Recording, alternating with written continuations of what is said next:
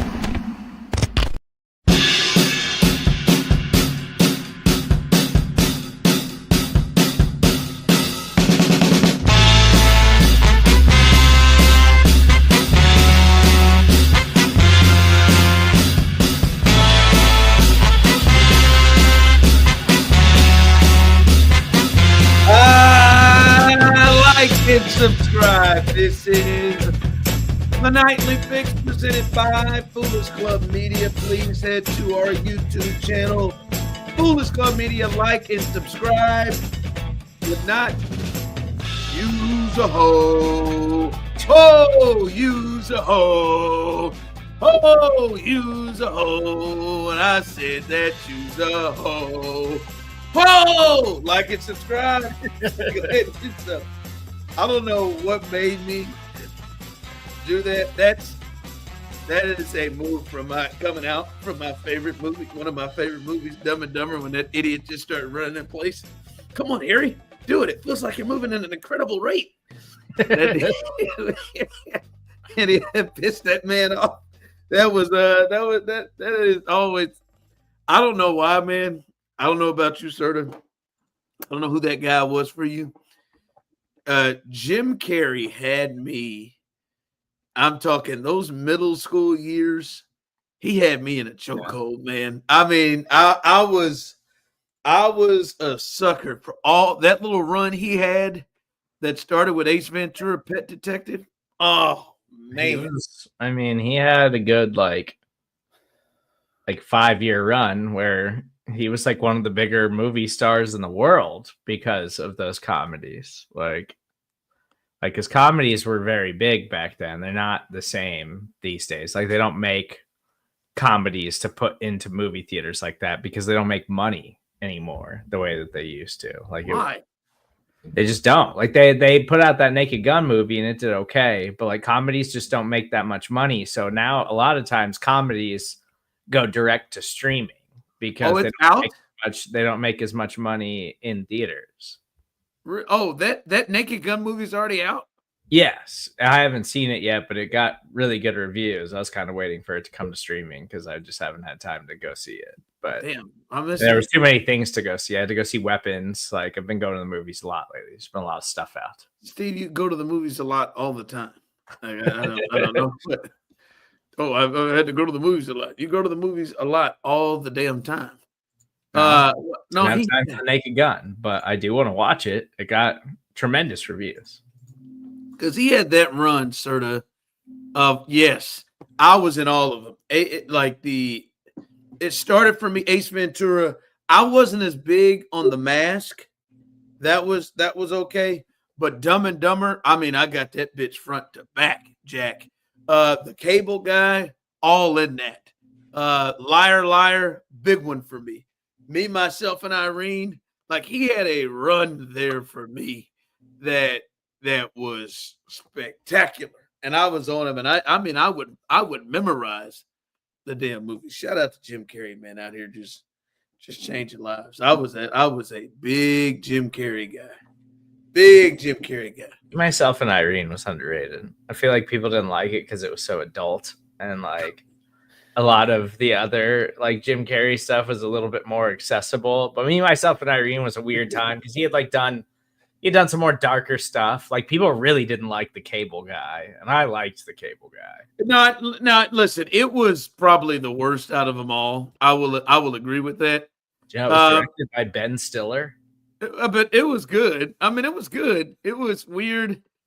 I think somebody could have played that better than Matthew Broderick. I don't know. That I mean, he's not bad, but it was good. But no, I like it was clearly the worst. Like Dumb and Dumb, like when that run, that was probably the worst of the least. But like when that motherfucker on Me, Myself, and Irene, when he said, "God damn it, Charlie, those kids' dicks are big as those sausages over there."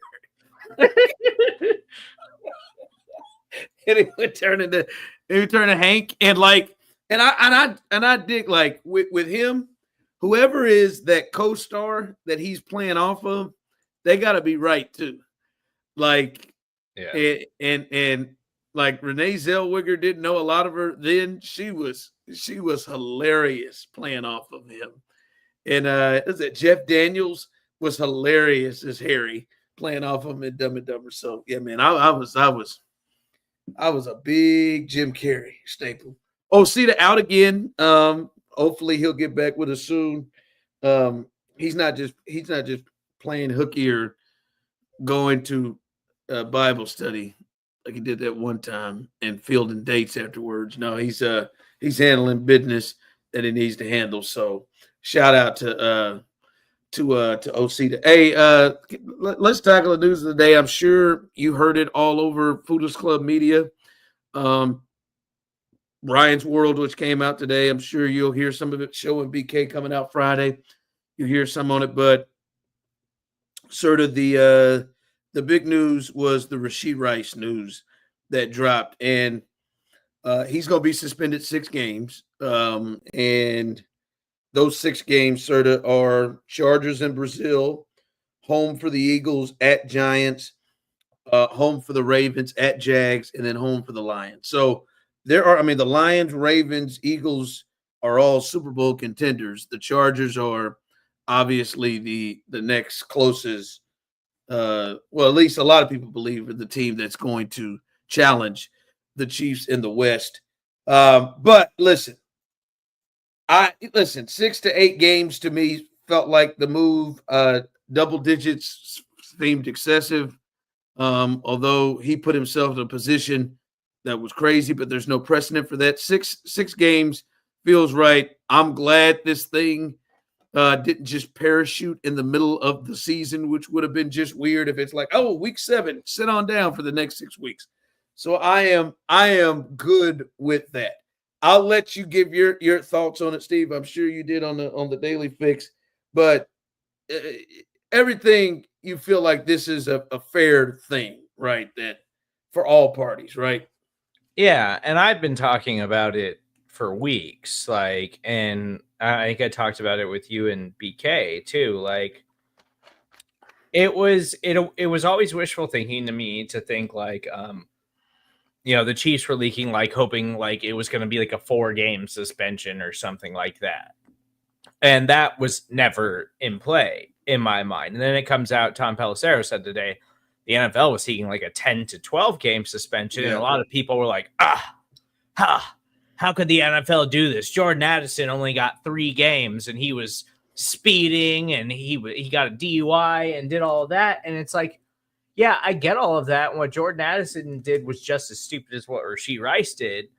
But Rashee Rice, I want to say Rashee's maybe a little bit more stupid. Well, but that's like the whole argument that like I've seen all these people make is like it would be unprecedented for him to get a 10 to 12 game suspension. It's like, no, I mean, the Chiefs are the face of the league right now. Like, this organization is the top dog in the NFL, and the NFL traditionally has made examples of players who do things like this for this high profile of teams. And Rashee Rice was absolutely reckless. He put the safety of other people in jeopardy, and that amounted to him pleading guilty to felonies. Like, I think 6 games broad daylight is lenient. Like, on tape, broad daylight. Like, and I'm happy that there's a resolution to it. I'm happy that Rashee Rice has seemingly like gotten it together since then and kept himself out of trouble. It seems like he is doing everything right. And I think he can be a legitimate superstar player for the Chiefs. Like, but to act as if 10 to 12 games would be like some unprecedented thing from the NFL was always ridiculous. Like, honestly, if he would have done it, and they probably would have tried to appeal it, and then maybe he gets it down from like 12 games to 10 games or 10 games to 8 games or something like that. But you would have just had to eat it because that's how it is. And the fact that he got 6 games out of all of this, like they came to a settlement before the season, is the best case scenario for the Chiefs, because now you don't have to worry about this happening in the middle of the season when he might be the focal point of your entire offensive game plan. They can figure this thing out for 6 weeks. I don't care what the schedule says. Last season, we talked about how they had like the toughest schedule to start the season ever, and they were the last undefeated team in the NFL. Like, they're going to be fine. They're not going to go 0-6 without Rashee Rice. They'll be okay without him, but it's way more important that he's available later in the season, because I think he is the guy that matters most on the offense besides Patrick Mahomes. Yeah, I would say I think it is a bit unprecedented. We have not seen for vehicle situations that didn't end in death a guy get double-digit games. But I hear the point of he was super, super reckless, and I guess we're going to shake, rattle, and roll and act like that little nightclub incident where he came back in and did something to that social media person didn't happen either. A few weeks later, he pled guilty to 2 felonies, and he's got to serve some time. So I am with you. If they would have said 10, I would have said, boy, that feels like a lot. This is something they've, as you would have said, made an example. We've not seen this that much, that long of a suspension, but 6 feels right. I think just watching this entire situation, like you said, you've been talking about this for weeks. For me, it to me is just another example of why, like, the Chiefs are really becoming pioneers in terms of, like, we're going to look back and say this is when a shift happened on how you treat dynasty level teams. You know, I don't know. The Florida Panthers probably aren't getting this because it's hockey, but like, I'm trying to think, sort of, who's the last sports dynasty? Is it the Patriots? I'm talking any, right? Is that the last one? Is the NBA? There hasn't been Warriors, maybe, but the Warriors and the Patriots are the last 2 sports dynasties that we've seen. I think the Chiefs are turning the page on how dynasties are going to be looked at now. And I think a big thing is what we're seeing is just there is a belief that openly people are at will trying to cheat for them and help them, like just thinking the absolute worst, like the dynasty. The Chiefs are really turning the page on the, we don't embrace greatness and love winning and dynasty, to where dynasty completely means hate, right? Unless you are that team's fan base. And that has not always been the case. Serda, you tell me if I'm wrong. I don't think the Warriors were just completely hated. And the Patriots, I think there were real reasons why they cheated, and they've been caught multiple times cheating, right? And Bill Belichick, they pushed the envelope. And still, I don't even think, Serda, that the Patriots garnered the hate that the Chiefs did. I think right now we're seeing, all right, a dynasty hits everybody, but within that fan base wants to tear said dynasty down and then just question. I believe that is going to be the route of how dynasties are treated from this point out, in basketball, football, baseball, if it happens. I think that is what it's going to be, instead of the thought of, like, the Warriors were cheered and revered. The Bulls were cheered and revered. the Cowboys. Like, people hate the Cowboys. We're watching the Cowboys were cheered and revered, right? The Lakers were cheered and revered. I think now our society and the sports thought is starting with the Chiefs.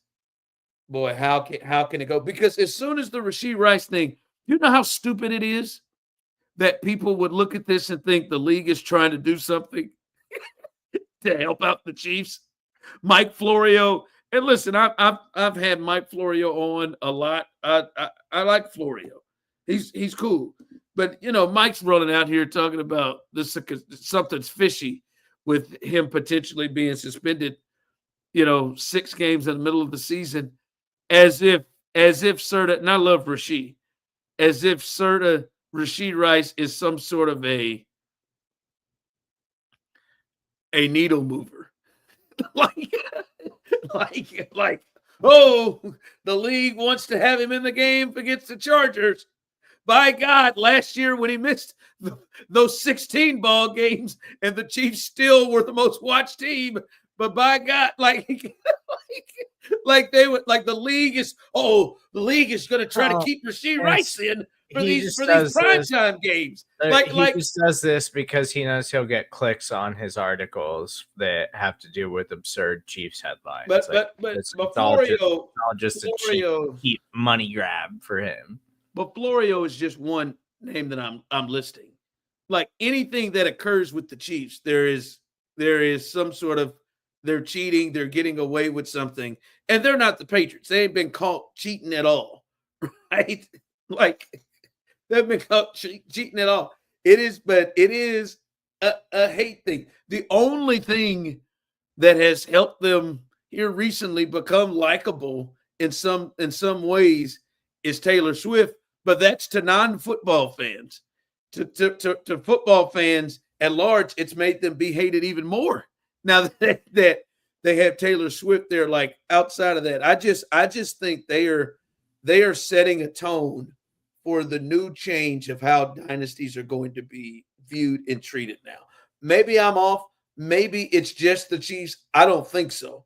I think moving forward, if Oklahoma City, the Thunder, becomes some sort of a dynasty within 2 years, they're going to be viewed as something people are trying to rip apart and rip down, and it's weird. It's weird to think of how, growing up my whole life, any kind of great teams like that, for the most part, were looked at and revered, and not just despised at all points. But I think some of that is like pre-internet stuff, where that's fair.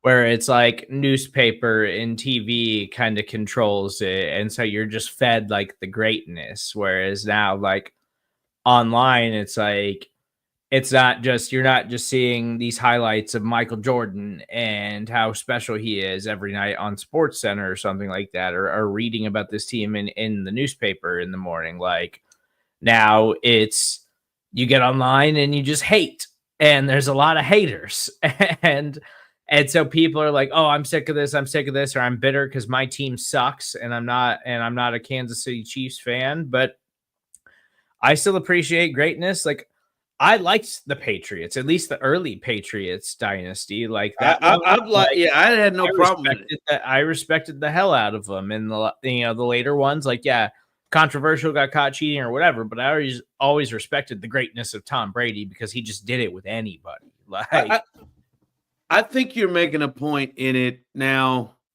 that a big difference is, because I do believe this is a shift. A big difference is, I think there's probably a little bit of this with Florio. It is like hey, this is going to be content that is viewed and looked at.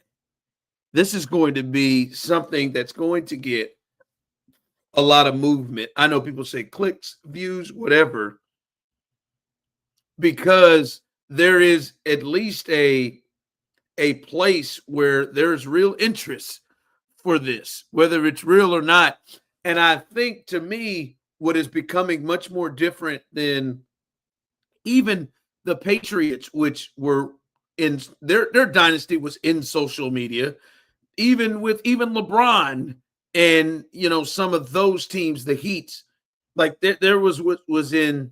I would even say, sort of, especially after the first year, the Heat were more looked at with excitement than hate, in many courses. But anyway, I think the difference is we are now starting to see mainstream people go into this stuff. Like you will see it on, you will see Chiefs are getting away with shit on ESPN. Like you'll see it now on, Barstool, which, as we talked about yesterday, they get a lot of people viewing their stuff.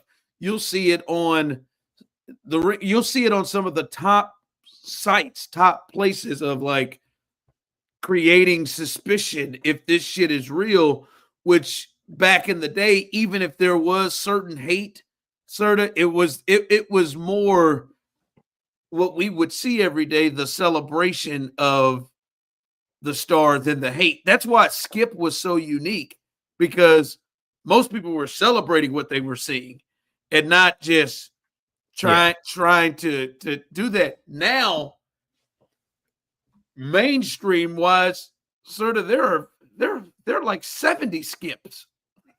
Like, Yeah. they're like will openly come on and say, I think the officials are in the bag for the Chiefs. That's crazy talk. You wouldn't hear that kind of shit. And I was hoping we were moving towards like kind of a different thing now with people like Nick Wright. And like, because Nick is like, yes, he's very obviously like Chiefs homer. Yeah, he's a hard too. I mean, he's such a homer. It's but he's also very smart and intelligent and like backs up his arguments. Like, whereas like Skip never backed up his arguments with anything. Like Skip would just rip it. And that's what a lot of people do now. And it's created this whole culture of sports media where it's easier to do that. It's easier to push the buttons and rile people up. And you can get viewership like that. And that's why we're seeing all of this. Like, that's why we're seeing Fox Sports like lean into Barstool Sports and that kind of content, which sucks because like I've always been more interested in like the thoughtful sports conversations and the things that take lots of things into account and the appreciation of that. And those people are out there. You can go seek them out and find them, but they're not necessarily the people that are being given the biggest platforms anymore. Yeah, I just think it's such a shift because like Tony and Michael Wilbon aren't going out there and telling you the refs are in the bag for the Chiefs or anything like that. But now that was never happening. Not to mention guys before them, like the Big Dick Shafts and John Saunders and all of these other, like nobody was saying that back in the day. Now, hell, before that show got fired, Craig Carton would come on Fox every morning and feed that narrative. And multiple people would come on and feed that narrative. And mainstream people would feed that narrative that a lot of people look at. And now when you hear from a mainstream thing, now it becomes a bigger thing. And it's not just some sort of a media or social media nonsense thing. It's a bigger thing that takes over to a point where, as you said, on a show that I don't believe any of, I don't think Broussard, I don't think Nick Wright, I don't think Kevin Wildes take any of that stuff seriously. But it becomes so big that they even have to address it on their show because it's such a talking point. And I just think moving forward, you're going to have, like, if there is going to be another 90s Cowboys, if there is going to be another Shaq and Kobe Laker dynasty, if there is going to become another Spurs dynasty, maybe the Spurs are too boring and people don't give a shit. But if there becomes those, it's not going to be from a celebratory type of thing. I think it's going to follow right into the same footsteps of what's happening with the Chiefs and how they're handled. By the way, my man, shout out, I want to say congratulations to Travis Hunter. who him and his wife are expecting their first child. And I also just want to say I think it's really fucking disgusting what he is having to deal with and what their young couple is having to deal with in this situation. I feel just I'm blind to this. I don't even know what's going on. Oh God.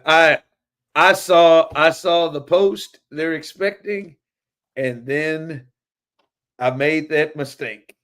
And scrolled down, Steve, and started to read some of the comments. And problem. Why are people hating? we've had this conversation. You know, the Travis Hunter thing. Osita was like, somebody needs, like, that's why they need to reach out and talk to the young dude. Got married like before. Well, remember, there was all high. A lot of people had some issues with the girlfriend and thought she was a gold digger and did all of that and everything. And I mean, I rolled down there and I saw she's got his ass locked in for life. He's going to be paying that $47 whatever $million. And he's going to be, and it's just like, damn, man. Why do we got to do that? Maybe that's just the love of his life. It is. It is. Maybe that's just the person he was put on this earth to be with. I don't know. At least right now. I mean, again, man, obviously we can have this. We've had this conversation. And when I say we, I just people in general. Steve, I will never, ever understand how a person could go down there and write down there after seeing that, they're having their first child, they're married, like that you sit there and have the balls to just type in, she's going to fuck him over. She's got his ass locked in. Like she's a fucking gold digger. Like you don't know anything about these people. You don't know anything about them. And I really do hope for Travis. I want you to know, Travis, I'm happy for you. And I hope you ball the fuck out this year. And I just hope, Travis, that you didn't scroll down on your photo. See, it was weird when we talked about earlier this week. What'd you say, Travis and Taylor? That was the most liked page or post ever. Most liked post in Instagram history or something. And I'm sure there were some punk ass motherfuckers with some comments on that too. Sure. But I mean, it's just, I just will never understand. I will never in my life understand how people just roll through that, man. I'm happy for these two. Beautiful, beautiful couple. It looks like it. And if it don't work out, it doesn't work out. Thrilled for them. I don't know why all these people out here are just being lonely and like hating on people who have happiness. Or no, but my thing is, you don't know her or him. You don't know what their relationship is. God, dog, man. I just drafted Travis Hunter in a redraft league, so I hope he has a big year. Do you think he's going to be a hit? I think he's going to be really good. You think he's going to be a hit? I don't think he's better than the guy that's on his team and Brian Thomas, but I think he's going to be a really good player. Like he's just a really good football player. Like his athleticism. What do you think he's going to be best at? Playing wide receiver. I think his contested catch ability is like absurd. Even though he's not like the biggest wide receiver, like he can just go up and get it. See, I always thought he would be a better corner. Like my thought is always he should be a corner and get 15 snaps on the offensive side, maybe and keep building off of that. But you think it should be the reverse. It should be the other way, that he should be playing receiver and then going in and important drives to play corner.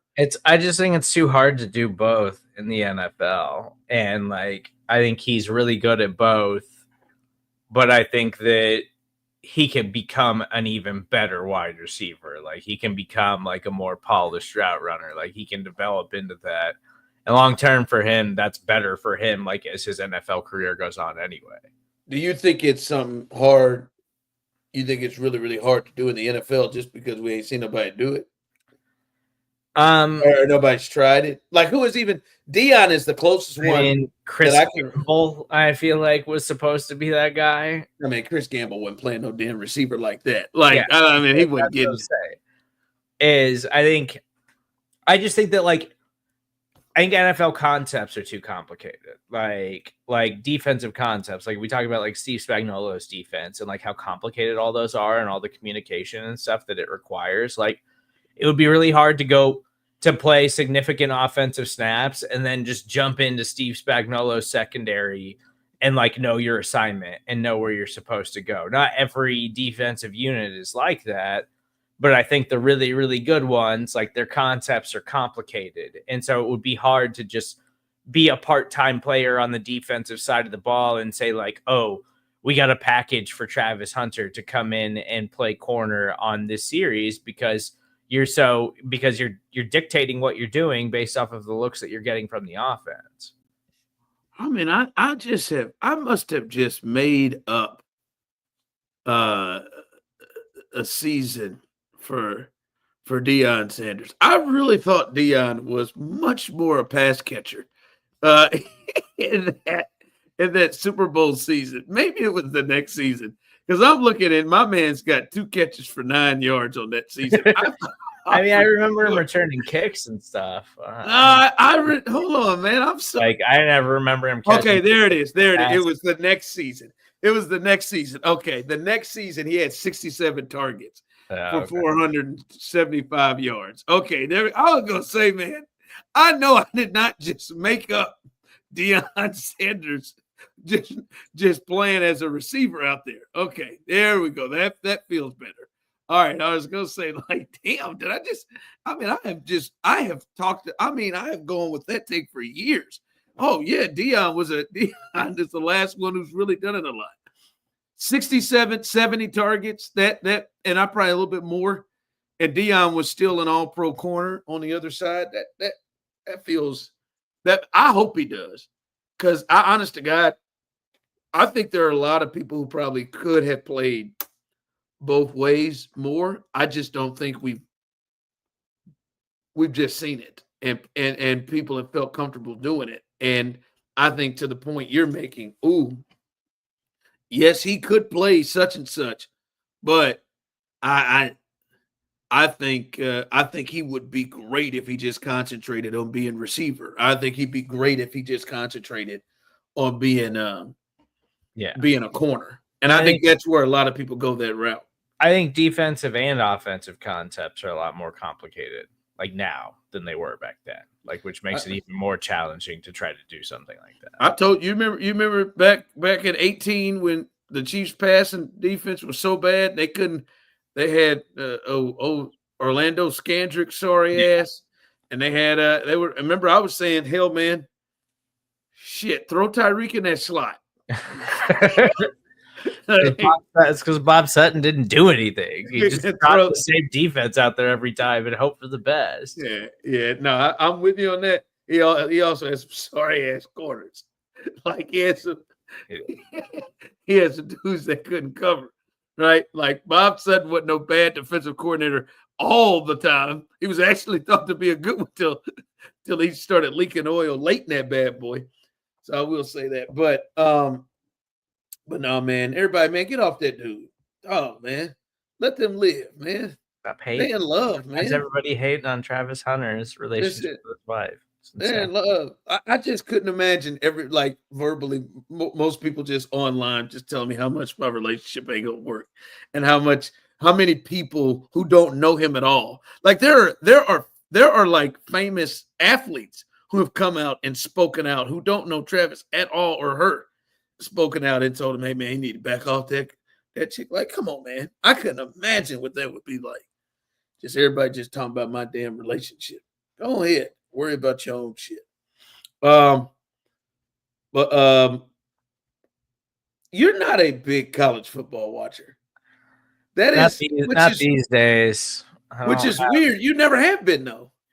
I was, like, a long time ago. Like, I used to watch a lot of college football, but I mean, I'm talking like in my early football days. Like, when I first became, like, passionate about football, I was like college football Saturday, NFL Sunday, and then as I got older, it just transitioned to strictly NFL.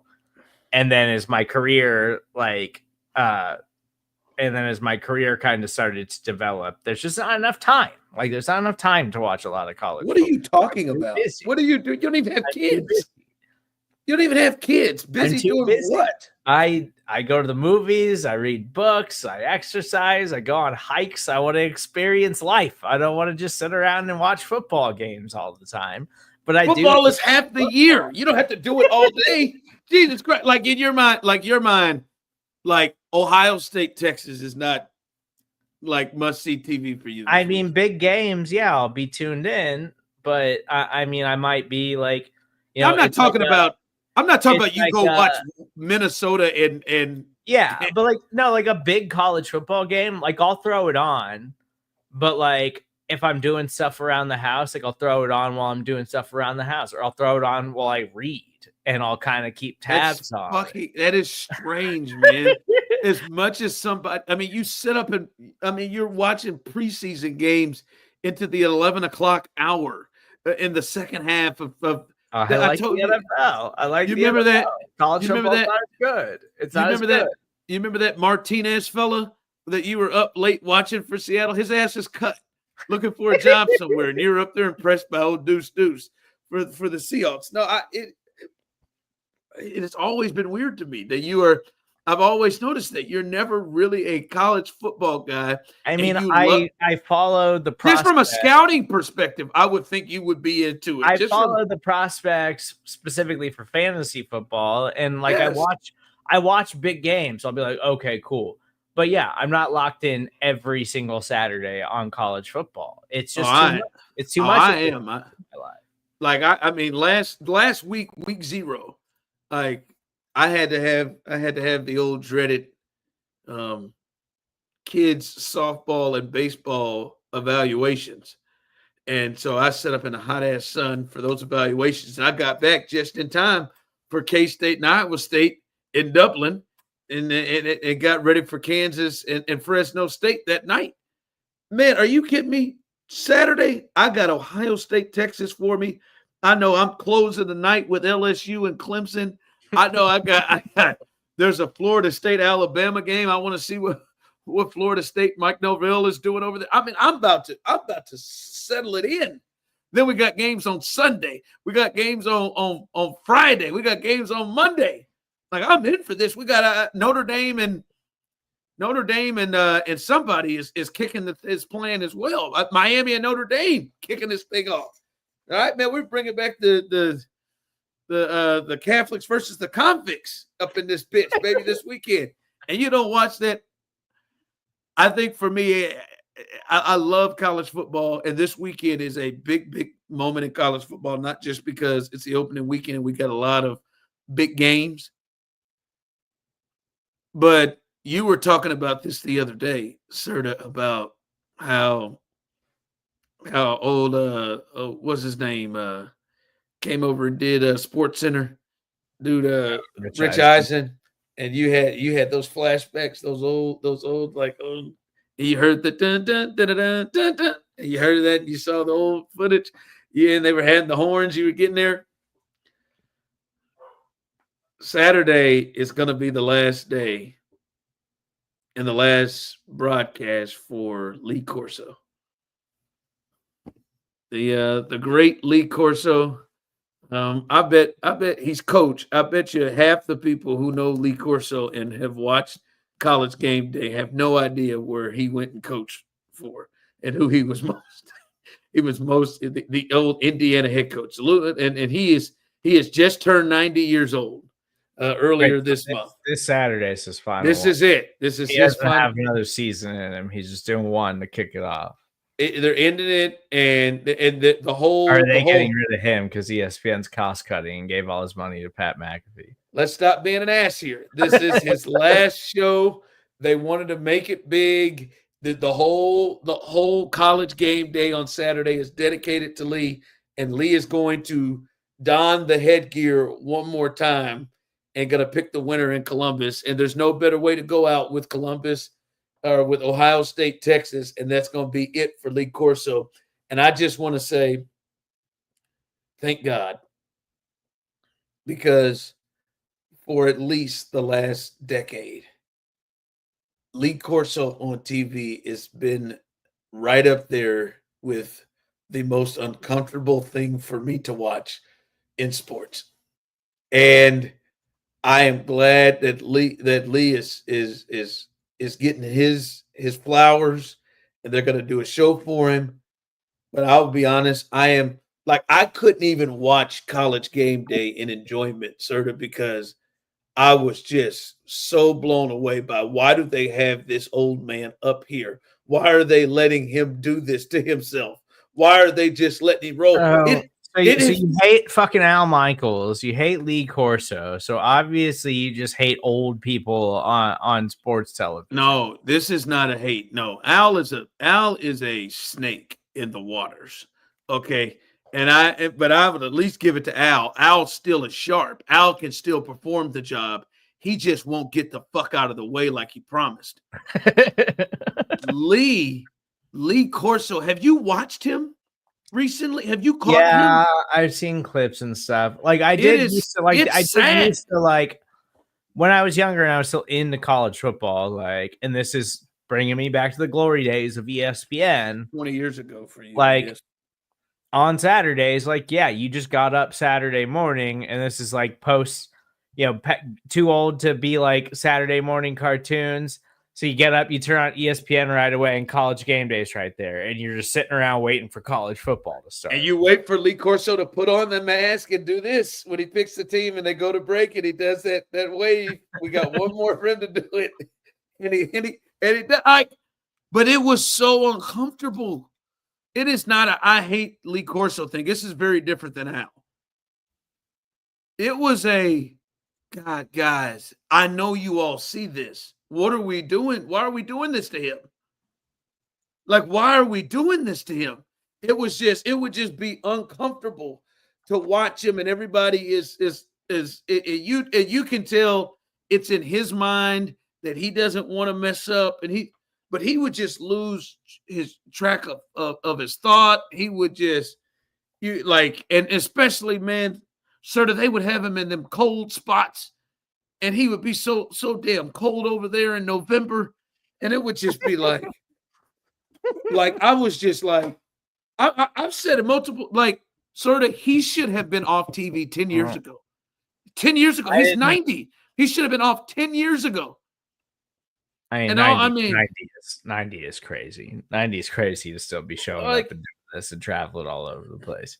I went to a Royals game like a few weeks ago, and I texted Josh Vernier, and I was like, "Hang on, Denny's still hanging in there?" Like, I had no idea we still had Denny Matthews. I thought Denny Matthews retired. But again, you're naming off guys like Denny. You name off guys like Al Michaels. Yeah, maybe they should go sit down. But Denny and Al are still sharp. Like they still are sharp and have it together. 90 is insane. Lee, but it's 90. Shit, 77. We're over here looking at Lee like they're like, I'm not kidding. I'm not trying to be funny, sir, and I know you're gonna laugh. But they'll be sitting up there and they'll go through the picks, Steve, and he'll be his turn. And it's like the person you're playing, fucking cards with, and they're just sitting there and like, hey man, you gonna go? Oh, is it my turn? Like, they get over there and they're just like, all right, give us Baylor, Texas Tech. And here's just Lee.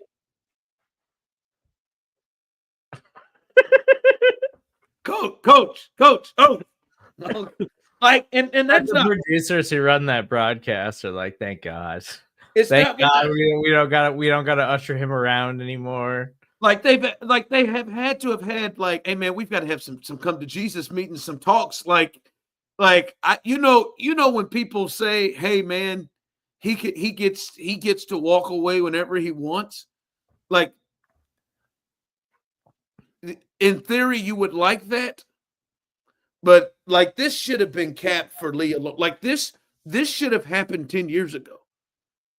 This should not, like, this like, he should not have been on the air for Jameis Winston's college career. It should have been. And Jameis has been in the league 90 years old. 90 is absolutely insane. What are but, you doing? Why? Why did you have to make it to 90 doing this? That is insane. I just and hopefully, like Lee, how many years do you have left to enjoy retirement? Why are you still doing this at 90? I don't like it. Like, I wonder how it was going down, Steve. Like, it's just like, hey man, you want to come back? Or he just loves ball. And they're like, yeah, you get to just keep coming back. Like, are they going to do this with Mel Kiper? Like, is Mel Kiper just going to get to stay as long as he wants? And Mel eats the same thing every day. I know, but Mel loves football and the same meal every single day. Mel, and that haircut. Like, Mel doesn't know how to do anything else. But I'm just saying, if at some point, like, Mel doesn't have it anymore, and Mel, all right, that's fine. You don't have your fastball anymore. Okay, switch to the changeup. All right, we can roll with the changeup for a few years. But now, man, you can't throw it at all. Like, if that gets to Mel, they're just going to let Mel go until Mel wants to go out, and then Field Yates is just waiting in the wings to take over. Have you noticed that Field Yates is slowly turning into, like, from a visual perspective, he's slowly turning into Mel Kiper? I have noticed his hair's been getting longer and longer. He was very, very clean cut, and I've noticed it's just slowly been getting length every year that he's at ESPN, and they just re-upped him. So I'm waiting for it to really start poofing out now. Yeah, this is Dave Portnoy's debut on Big Noon Kickoff, and he's going head to head with Lee Corso. I'm certain they're going to be completely 100% respectful over there on Fox when they get ready for this Big Noon Kickoff. They should honor him over there in some space. They should go. I'm gonna talk shit on Lee Corso. No, they won't. There's no chance. There's no chance they talk shit. Do you think Dave has that in him? Dave has that in him. 100%. Do you know who he is? But even the things he's done. I know, but I think he would draw the line for the old white guy. I don't think he gives a shit about Lee Corso. He's just in there to win. I think that would be a terrible. I think that would be a terrible opening for them if they come on there and go, hey guys, if you want to see the old guy stammering over there, go on over to College Game Day. But if you want to see guys who got it going, our old guy here is Urban Meyer, who gets lap dances while he's the head coach of the Jacksonville Jaguars. They're not going with that approach. I think they are. You had me at Urban Meyer.